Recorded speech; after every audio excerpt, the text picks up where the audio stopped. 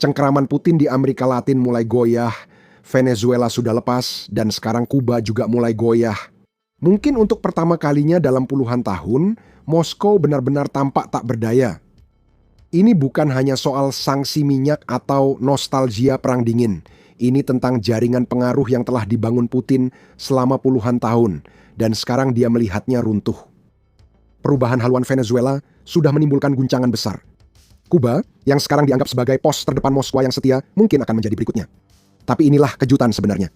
Cerita sebenarnya bukan seperti yang kamu pikirkan. Sebuah kekuatan yang mengejutkan mendorong terjadinya kekacauan ini, memperlihatkan batas kekuatan Rusia dengan cara yang tidak banyak orang bayangkan. Tetap bersama saya, karena saat kamu melihat keterhubungan semua bagian, pemahamanmu tentang politik global akan berubah. Mari mulai dengan momen yang benar-benar mengubah segalanya. Pada Januari 2026, Amerika Serikat mengumumkan apa yang mereka sebut sebagai operasi anti-narkotika terhadap Presiden Venezuela. Label itu hanya bertahan sebentar, semua orang tahu apa yang terjadi, dan hal itu sulit diabaikan. Ketika pasukan Amerika bergerak cepat dan menangkap Nicolas Maduro dalam serangan kilat, dunia bereaksi seperti biasanya dengan kemarahan, kecaman, dan pertemuan darurat. Meski pembicaraan masih berlangsung, hasilnya sudah pasti. Dalam hitungan jam, Venezuela benar-benar keluar dari pengaruh Rusia. Kehilangan Maduro bukan sekadar kemunduran kecil bagi Moskwa. Itu adalah kekalahan serius pertama Rusia di Amerika dalam beberapa dekade. Maduro bukan hanya sekadar pemimpin kiri lain yang bersahabat dengan Kremlin, dia adalah mitra terpenting Rusia di belahan bumi ini. Jangkar yang memberikan Moskwa pijakan strategis. Hanya sekitar 1.200 mil dari Miami. Saat operasi dimulai, Rusia melakukan hal biasa. Protes diplomatik, bahasa tegas, dan pernyataan yang hati-hati. Dan kemudian operasi itu berakhir dan Rusia tetap diam. Tak mampu berbuat apa-apa selain kata-kata. Keheningan itu berbicara banyak, memperlihatkan Moskwa sebagai pelindung musiman yang menghilang ketika masalah sebenarnya datang. Bagi sebuah negara yang bersikeras bahwa dirinya adalah adidaya global, menyaksikan sekutu utamamu ditangkap sementara kamu hanya mengeluarkan siaran pers, jelas bukanlah sebuah pertunjukan kekuatan. Ukraina telah menguras kapasitas militer Rusia, fokus politiknya, dan ruang gerak ekonominya begitu habis, sehingga Moskwa bahkan tidak mampu memberikan respons yang meyakinkan. Menariknya, penggulingan rezim Maduro juga berdampak pada negara lain, yaitu Kuba. Setelah penangkapan Maduro, pasokan minyak Venezuela ke Kuba hampir sepenuhnya terhenti. Pada tahun 2025, Venezuela adalah pemasok terbesar bagi Kuba, mengirimkan puluhan ribu barel per hari dan memenuhi sekitar sepertiga kebutuhan negaranya. Namun, pengiriman minyak terhenti pada pertengahan Desember dan belum dilanjutkan sejak saat itu, sebagian besar karena blokade Amerika Serikat terhadap kapal tanker Venezuela dan pengetatan sanksi. Ini seperti pasokan oksigen Kuba terputus, membuat pulau itu makin sulit bernapas. Sebenarnya, ekonomi Kuba tak pernah benar-benar mandiri. Sejak revolusi, Kuba sangat bergantung pada pihak luar agar tetap berjalan. Selama beberapa dekade, Uni Soviet mengisi peran itu, mengirim minyak, membeli gula Kuba dengan harga tinggi, dan mengucurkan miliaran subsidi ke pulau itu. Bantuan itu menyumbang porsi besar dari produk domestik bruto Kuba. Dan ketika Uni Soviet runtuh pada awal 1990-an, Kuba terjerumus ke dalam masa khusus, masa pemadaman listrik, kekurangan makanan, dan kejatuhan ekonomi. Itu pengingat keras bahwa negara ini bertahan berkat biaya dari pihak lain.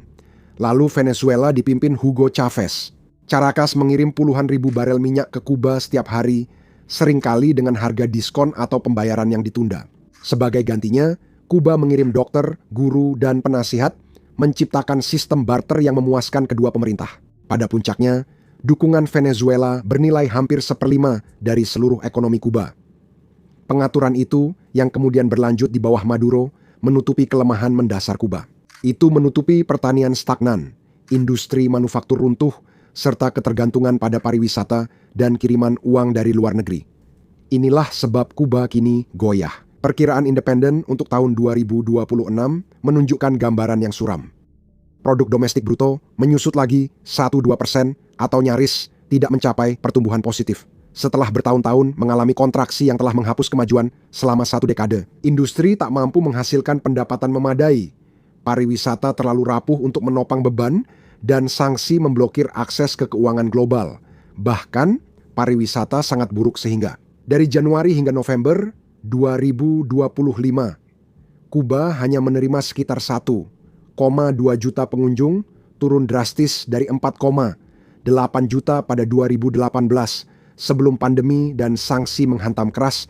Dan sekarang, tanpa bantuan dari sekutu lamanya, hidup terasa sedikit berbeda. Keruntuhan Venezuela tak hanya menggeser aliansi, tapi juga meruntuhkan fondasi strategi bertahan hidup Kuba. Tanpa sponsor yang andal, pulau ini terbuka dan penindasan mulai terjadi, didorong tekanan dari Washington.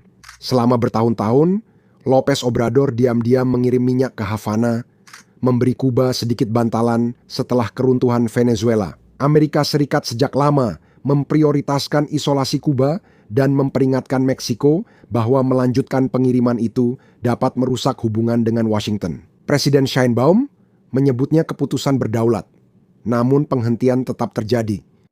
Sayangnya, akibatnya pulau itu hanya punya cadangan minyak untuk 15-20 hari dengan permintaan dan produksi domestik saat ini, tanpa pasokan ulang yang stabil. Pembatasan ketat diterapkan dan para ahli memperingatkan potensi krisis kemanusiaan. Tidak seperti apapun yang pernah dihadapi pulau ini, dihadapkan pada pilihan antara mempertahankan diri sendiri atau membantu sekutu, keputusannya sudah jelas. Meksiko sangat bergantung pada perdagangan, investasi, dan keamanan dengan Amerika Serikat. Sehingga lebih penting menjaga kemitraan ini daripada mendukung Havana. Akibatnya, Meksiko menjauh, menghentikan dukungan minyak, dan membiarkan Kuba terekspos. Tanpa penyangga itu, pulau tersebut harus bergantung pada pemasok jauh yang tidak dapat diandalkan. Saya tidak tahu. Choke off secara resmi berarti menghentikan.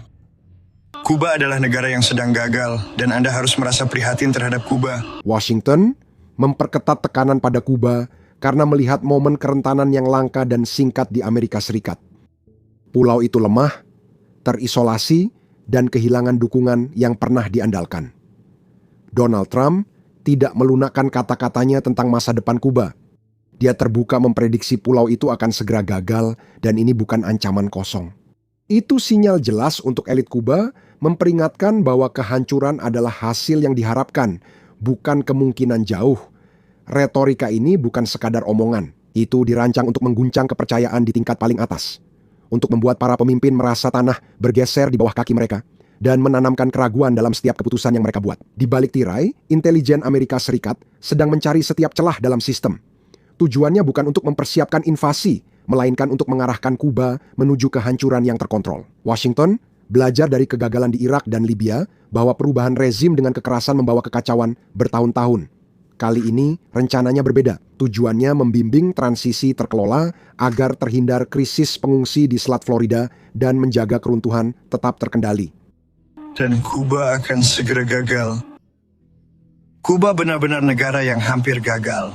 Secara terbuka, Pemimpin Kuba bersikap menantang secara tertutup. Tekanan tampak jelas, pejabat berebut bahan bakar, obat, dan suku cadang terbatas. Rapat berlangsung lama di gedung panas tanpa air conditioner lift rusak. Upaya mempertahankan citra kendali terasa makin hampa. Setiap pemadaman listrik, rak kosong, dan sistem yang gagal semakin mengikis otoritas rezim. Ini bukan sekadar ketidaknyamanan, tetapi membuat keluarga harus melewatkan makan malam berulang kali. Kesulitan terus-menerus bisa mengubah kebencian tersembunyi jadi kerusuhan di jalanan dan menghancurkan masyarakat. Amerika Serikat yakin kemunduran ini bisa diarahkan ke arah yang benar, bukan dibiarkan begitu saja. Retakan-retakan sudah semakin melebar dengan cepat, dan para pemimpin merasakan tekanan yang semakin berat setiap jam, setiap hari. Sementara semua kekacauan ini terjadi, Rusia hanya bisa merespons dengan simbolisme belaka. Perjanjian kerja sama militer lama diaktifkan kembali, pidato persahabatan abadi disampaikan, dan pejabat Kuba setuju serta memuji kemitraan itu. Secara tertulis, semuanya tampak meyakinkan. Faktanya, saat ini Rusia hanya memiliki simbolisme, dan itu tidak dapat menyalakan lampu. Untuk tahu kenapa Moskwa tak bisa membantu Kuba, Anda perlu melihat dari sudut pandang yang lebih luas. Sejak perang di Ukraina dimulai, perilaku Rusia mengikuti pola yang dapat diprediksi. Setiap komitmen besar di luar konflik menguras sumber daya dari front lainnya. Sekutu yang seharusnya menjadi aset dengan cepat berubah menjadi beban. Ketika tekanan menimpa mitra-mitra tersebut, Moskwa memilih diam daripada bertindak. Venezuela membuktikan pola ini. Bukanlah teori, ini nyata. Dan ini mengirimkan pesan yang mengerikan kepada setiap pemerintah yang masih mengandalkan perlindungan Rusia. Bahkan ketika Anda melihat rekam jejak Rusia di tempat lain, polanya tetap sama di Suriah. Moskow ikut campur karena posisinya di Mediterania dan menguasai jalur penting Timur Tengah. Di Iran, kerjasama terjadi karena negara itu memberi senjata dan kedalaman strategis melawan NATO. Pada kedua kasus, dukungan disertai batasan dan kendala. Kuba menawarkan nilai strategis yang minim dibandingkan risiko besar yang dihadapi Amerika Serikat di wilayahnya, serta menimbulkan konsekuensi besar. Rusia bersifat reaktif, merespons ancaman langsung tanpa sumber daya untuk mempertahankan komitmen global. Saat perang besar di Ukraina berlangsung, keterlibatan Kuba menambah beban. Petarung Kuba dikirim mendukung operasi Rusia, sementara negaranya sendiri hancur. Ini bukan kemitraan. Moskwa memperlakukan nyawa orang Kuba sebagai hal yang bisa dibuang tanpa imbalan berarti. Ironi yang kejam sangat jelas. Tentara Kuba tewas di parit-parit Ukraina, sementara keluarga-keluarga duduk dalam kegelapan karena tidak ada bahan bakar untuk pembangkit listrik. Sistem otoriter jarang runtuh akibat demonstrasi, melainkan saat hal-hal mendasar tak berfungsi, seperti bahan bakar habis, makanan hilang, dan negara tak mampu menjaga kehidupan sehari-hari. Kuba bergerak menuju batas itu lebih cepat dari yang disadari banyak orang, sementara Moskwa memilih mengandalkan kenangan lama, bukan solusi nyata. Rusia sering mengacu pada Perang Dingin dan krisis rudal Kuba untuk menunjukkan kekuatannya dan memperingatkan Washington agar tidak melampaui batas. Para pejabat berbicara seakan masih tahun 1962, seolah Moskwa masih bisa mengancam eskalasi nuklir di Karibia. Bahasa seperti itu hanya efektif jika dipercaya, namun kepercayaan tersebut kini hilang. Rusia saat ini bukan Uni Soviet, tidak punya ekonomi besar untuk mensubsidi sekutu di dunia, dan tak lagi membawa ideologi yang dianggap masa depan. Yang terpenting, Rusia tak punya opsi tengah yang masuk akal antara diam dan risiko perang nuklir, sehingga pencegahan mustahil. Perbandingan dengan tahun 1962 justru merugikan Moskwa karena itu mengingatkan semua orang betapa lemahnya Rusia sekarang. Dulu, Uni Soviet benar-benar bisa membela Kuba dengan kredibel. Saat ini, Rusia tidak bisa dan semua orang tahu itu. Itulah mengapa gertakan ini sangat berbahaya.